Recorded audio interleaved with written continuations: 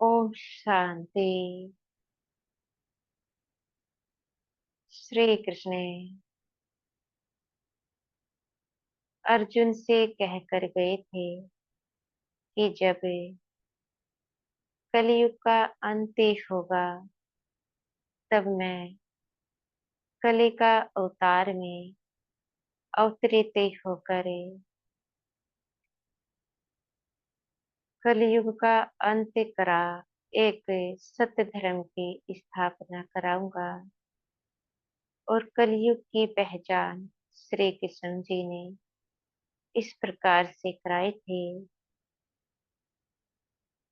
कि भाई भाई का दुश्मन हो जाएगा। एक घर में चार मनुष्य आत्माएं मिलकर नहीं रह सकेगी। धर्म की हानि होगी। कर्म भ्रष्ट हो जाएंगे। धर्म भ्रष्ट हो जाएगा। उस समय जब मैं आऊंगा कोटों में कोई में भी कोई मुझे पहचानेगा तो जरा विचार करे, क्या यह वही समय नहीं है जिसका गायन हमारे गीता शास्त्र में आता है। भाइयों भाइयों की आपस में नहीं बनती है। एक घर में चार मनुष्य आत्माएं मिलकर नहीं रह पाते हैं। कर्म भी भ्रष्ट हो चुके हैं और धर्म भी भ्रष्ट हो चुके हैं। हर धर्म में झगड़ा है। अपने धर्म में ही मनुष्य मिलजुल कर नहीं रहते हैं। सगे संबंधी आपस में मिलजुल कर नहीं रहते हैं। दृष्टि कितनी खराब हो चुकी है। एक पिता ही अपनी कन्या की पवित्रता को खराब कर देता है। आपस में भाई बहनों के संबंध भी खंडित हो चुके हैं। तो यह कौन सा समय है? घोर कलयुग आ चुका है। जब घोर कलयुग आता है तो कोई ना कोई इस कलयुग को सतयुग में परिवर्तन कराने अवश्य आता है।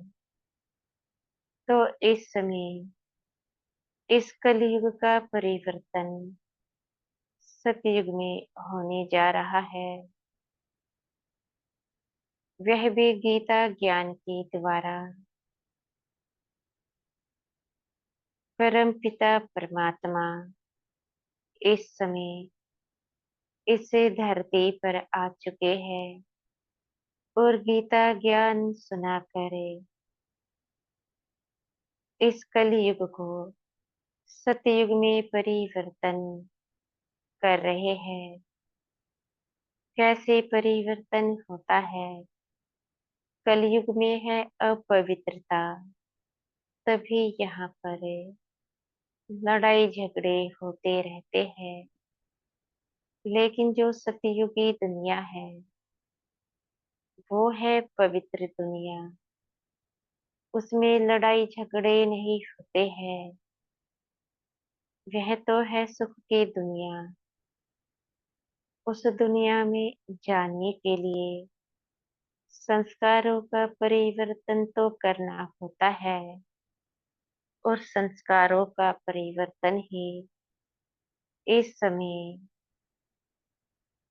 ब्रह्मा कुमारी संस्था में प्रतिदिन ईश्वरीय पढ़ाई के द्वारा कराया जाता है।